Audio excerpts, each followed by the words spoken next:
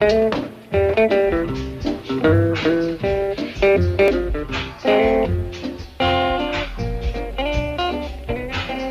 declare, Ellie, that's the prettiest bunch of feed sacks Pearl ever sent us. Sure is, Granny. There ain't a family in Beverly Hills gonna have fancier underwear than us. The main thing about feed sacks is knowing how long to boil them. You gotta boil out the printing, but not the color. I'd say these are done to a turn. Hot dog, how soon can I eat? They ain't for eating, they for wearing. Now, Ellie, you dip them out and wring them. Jethro, you come outside and pick out your pattern. Oh, pattern for what? New drawers.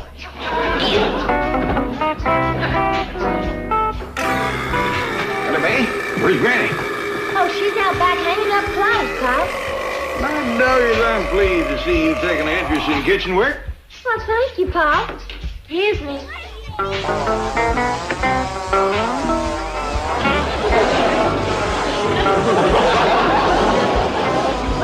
Good thing that girl is pretty. Her cooking is pitiful. Ellie, I kind of favor these barley sacks for you and me. It's a pretty piece, and the goods has a real expensive feel to it. Granny, there's some new neighbors moving in on the first side. Let's all go over there and tell them howdy and make them feel welcome. You and me can help them unload and settle in. Yeah, and take them some hot milk. Well, let's just get acquainted first. See what they need. Well, come on, Granny. I ain't wasting no more of my time trying to be friendly to those snooty Beverly Hills people. Well, Granny, we ain't met them yet. We don't know that they snooty. They's rich, ain't they? Here to be. Well, then they snooty. Well, if the cat's rich, he ain't snooty. You pick out a pattern. Granny, I don't hardly think that it's right for us to judge a woman without... A woman? Is that who's moving in? Well, I've seen one come out of the house and get into a big limousine. Take me around back, you jerk. I can't knock on the front door of a mansion like this and ask to use the phone. I am not employed to drive servants to servants' entrances. Oh, come on, Reg, and knock off the protocol. My feet are killing me, and I've only got one day to fix the house for Mrs. Carrington. You're the housekeeper. That's your problem. Okay, you cab stand reject. You've been asking for this. Climb out and get him up. Save your threats, Agnes. I do not scare easily. Listen, Reg, how'd you like to take me for a drive tonight? We can park on Mulholland and... Okay, get in. I don't scare easily, but that did it. Big limousine just pulled around the house. Must be that new neighbor woman. Yeah, that's her, all right. She's headed for the back door. Good. Ellie, you go get Duke. We'll give her a big Beverly Hills welcome. Beverly Hills, welcome. I'll slam the door in her face and Ellie'll sick the dog on her. Howdy, ma'am. How do you do? I'm sorry to bother you. I'm opening the house next door and the phone isn't connected yet. Could I use yours, please? Why, you betcha. Yonder it is. Help yourself. Thank you so much. Jed, did I hear her say please? Please and thank you. By the way, ma'am, we is the Clamp, but this here is Granny and I'm Jed. Well, I'm pleased to make your acquaintance. Just call me Aggie. I've got to phone the market. There isn't a bite of food in the house. Oh, we'd be pleased to share victuals with you. Share what? Victuals, food. We'd be glad to fetch something over to you. I know that it's a chore to cook on moving day. Oh, well, that's awfully nice of you, but I love to cook, as you can see. It's Clamp, but this here is Granny and I'm Jed. Well, I'm pleased to make your acquaintance. Just call me Aggie. I've got to phone the market. There isn't a bite of food in the house. Oh, we'd be pleased to share victuals with you. Share what? Victuals, food. We'd be glad to fetch something over to you. I know that it's a chore to cook on moving day. Oh, well, that's awfully nice of you, but I love to cook, as you can see. Believe me, after cleaning a big house all day, cooking is fun. You clean the house? Morning till night. But a little honest work never hurt anybody. Market, I'd like you to send over an order and charge it to Mrs. Philip Brentwood Carrington III.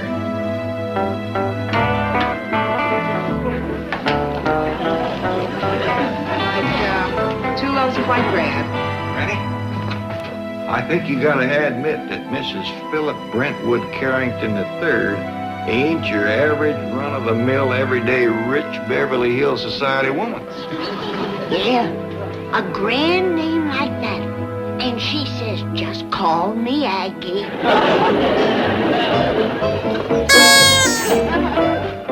Morning, Jethro. Greetings, dear boy.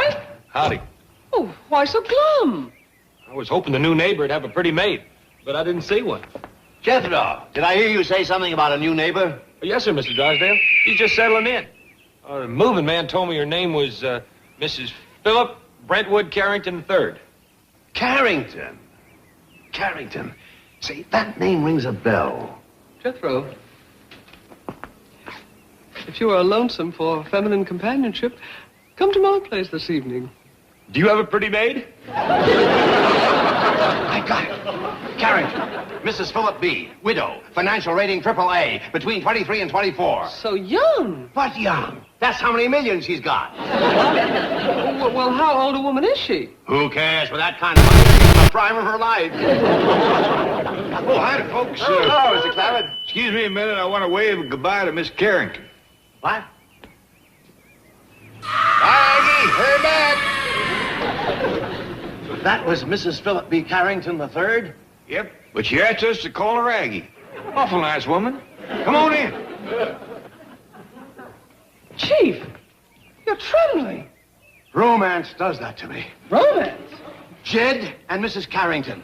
They're perfectly mated. 50 million and 24 million. Oh, marriages like that are made in Fort Knox. Chief, that's heaven.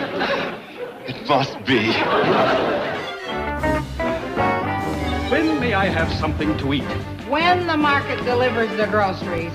But I'm famished. So go pick them up. I am not employed to do marketing. Look, Field Marshal, I can't cook them if I ain't got them, right? You're slashing my boots. How can Mrs. Carrington abide such a slovenly domestic? Oh, you ought to see the domestics next door. A cook and a caretaker straight out of Tobacco Road. He hasn't shaved in a week and she wears army shoes. You should apply for work there. You'd fit right in. Rash, why don't we stop this bickering? Why don't we just step outside and settle this man to man? For one thing, we're a man short. Fake it. Don't get run over by a shopping cart, Tarzan.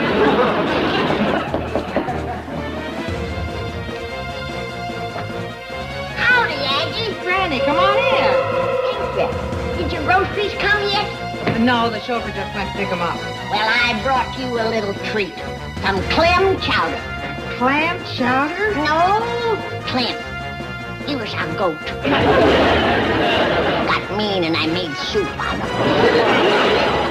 Yeah. Thanks. Go ahead and eat some if you want to. No. I'll wait for the chauffeur. He's hungry, too. Fine woman, Aggie. I like you. Well, thank you, Granny. Come on and sit down. No. You're busy with your scrubbing. Can I help you? Oh, no. No, I'll get it done. Come on right over here and sit down. Oh, my dogs are killing me. A woman with a big mansion like this and all them millions. I'm surprised that you ain't got 4 or 5 scrub women and maids a-helping you. Mrs. Philip Brentwood Carrington III does not throw her money around recklessly. I'm glad to hear you say that. Jed feels the same way. Jed? My son-in-law. You met him this morning. Oh, the fellow with the, That's him. The good-looking one. Yeah. He's a widower, you know. Really? Hard worker, just like you. Morning till night taking care of that big place. You can't hardly find a man like Jed no more. In Beverly Hills. I hear you're a widow. Yeah. Where'd you hear that? Mr. Drysdale. Oh, he says he knows all about you. Says you're a fine woman. Well, who is he? What's he do? He's a bank president. He's over to our house a lot. Comes over to talk with Jed about all of his millions. You ought to get better acquainted with Jed. He's a fine catch. That man can do anything. Pick a squirrel out of a tree at 200 yards. Put an edge on a plow that would cut through a hickory root. Play the harmonica. That's his shoes. Sounds like a real winner. Come on over to get away. Oh, I'd like to, but I gotta... Oh, my back is killing me. Rheumatism. Well, something like that. You come on over, honey. I got some medicine that'll fix you up. Make it yourself. Is it any good? Good! I've had rheumatism for 40 years. Loved every minute of it.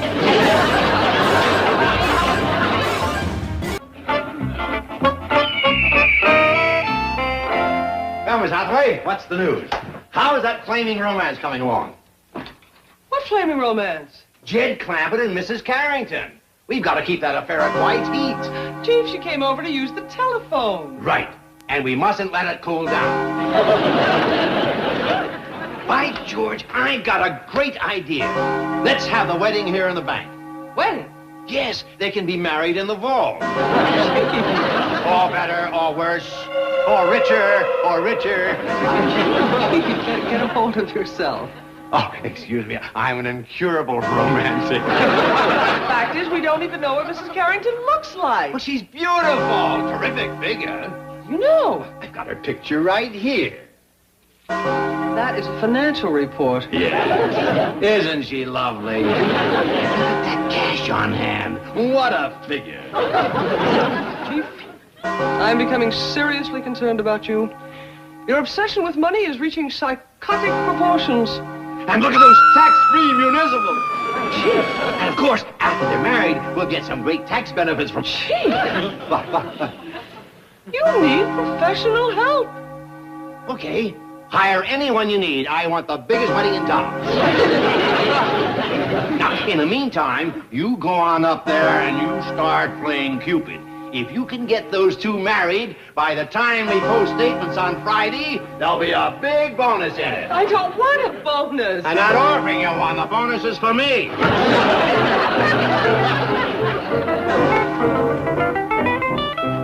What are you doing here? You're supposed to be up there promoting the romance of the century. I would hardly call the mercenary matching of Mr. Clampett and Mrs. Carrington romance. No. Well, what's your idea of romance? Romeo and Juliet, Tristan and Isolde, Venus and Adonis, Heloise and Abelard. Baloney. I'll bet Clampett and Carrington have got more money than all put together. This is getting worse. Please, let me call a psychiatrist. What for? Two people can have all the money in the world and still not be happy. I think you'd better call a psychiatrist. You're cracking up. First, drive me to the Clampetts. We've got to keep fanning those flames of love. You don't know the meaning of the word. If people are in love, they can be deliriously, ecstatically happy without a penny to their name. I'll drive. You lie down in the back seat. No trace of that goat, Granny, but he'll probably turn up around supper time. You can bet on it. Sit down. I want to talk to you. What about? About that fine, big, strapping, hard-working, rich widow woman that moved in next door. You ain't gonna commence matchmaking again, are you? Of course not. She can have her pick of any man in Beverly Hills. Let her do the picking. She'll get snapped up quick enough. A woman like Ms. Philip Brentwood Carrington III don't have to beat the bushes with no stick to get herself a husband. Who you pouring that for? Oh, that's for Miss Carrington. I think she's going to drop over. Well, if she drinks that, then she'll lay there for a spell. Hi there. Well, about you dropping over. Howdy, man. Don't let me interrupt anything. Oh, no, Jed was just leaving to go upstairs and shave and change his clothes. Ain't you, Jed? Well, I reckon I am. Excuse me, ladies. I thought I'd give that rheumatism medicine a try. It's right here. Sit down. Well, what do you think about Jed? Handsome devil, ain't he? Well, he's all right if you like that rugged type. You will. You will. Bring the flowers and candy, will you? I've got the jewelry and perfume. Chief, may I point out that Mr. Clampett may resent your implication that he doesn't know how to court a woman? Well, he doesn't. Not a woman like Mrs. Philip Brentwood Carrington III. She's used to being showered with gifts and attention. Oh, we've got to get those two lovebirds to the altar before estimated tax returns are due. I suppose the ceremony will be performed by a CPA. Can they do that? Howdy, folks. Come on in. Thank you. There, I see you're wearing your Sunday best. Are you planning to call on Mrs. Carrington? Oh, as a matter of fact, she's sitting out in the kitchen jawing with Granny. Oh, good, good. What's all this? Flowers and candy? Who first? I think I'd better let Mr. Drysdale explain that. Well, actually, they're for you, Mr. Clampett. Me? Yes. Mr. Drysdale. You see, here in the city, things move at a faster pace than you used to back in the hills. Now, back there, if you like something, you'd probably invite them to take a walk on Sunday afternoon, shoot them a rabbit or something. But out here, you have to shower them with gifts and attention.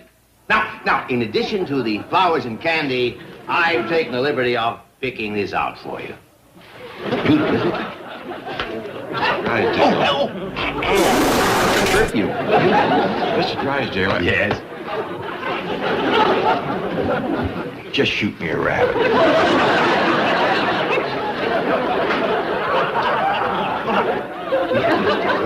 These aren't for you.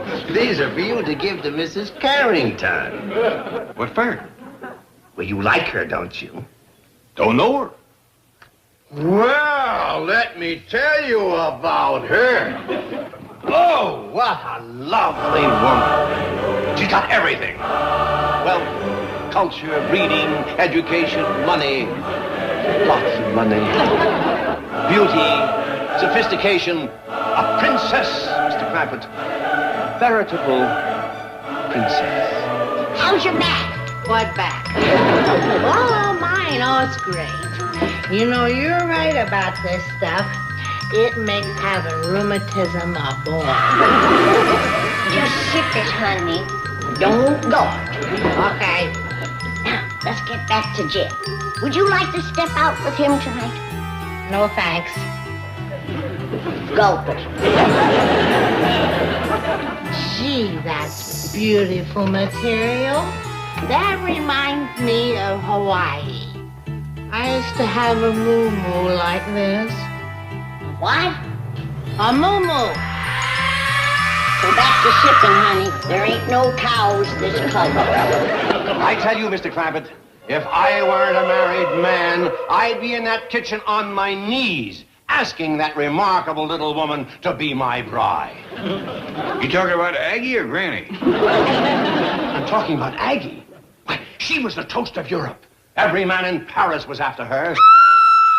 No offense, but they must have been kind of short of women. Would you like to wait in the car? No, I'm enjoying this tremendously. Now, Mr. Clampett, think of your daughter, Ellie. Think how wonderful it would be to have a mother like Mrs. Carrington. Who could teach her the social graces? Mold that child in her own image. Why, in a little while, Ellie would be just like her. Sweet, refined, perfect little lady. I better fetch Jed. Had enough of this. Get yourself some buttermilk from the icebox.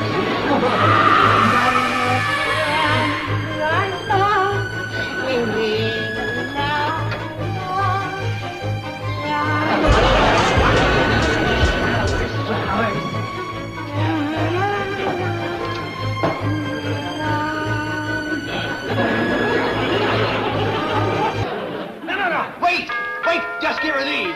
It could be the start of a beautiful account. Courtship. Friendship. Mr. Drysdale, I thought Granny was a matchmaker, but you take the rag off in the bush. Where's Jed? Jed, where you going? I'm going upstairs and lock myself in my room. It ain't safe to be single around here. But Aggie's waiting for you in the kitchen, and she ain't gonna keep you well.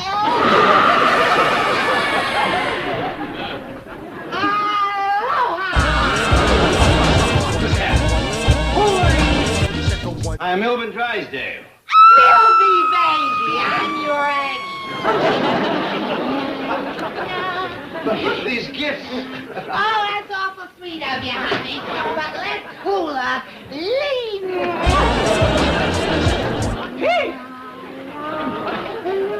Agnes, you are to come home immediately. Mrs. Carrington just arrived. Who? Oh, no, moneybags to go peddle her for life. I have just snagged me a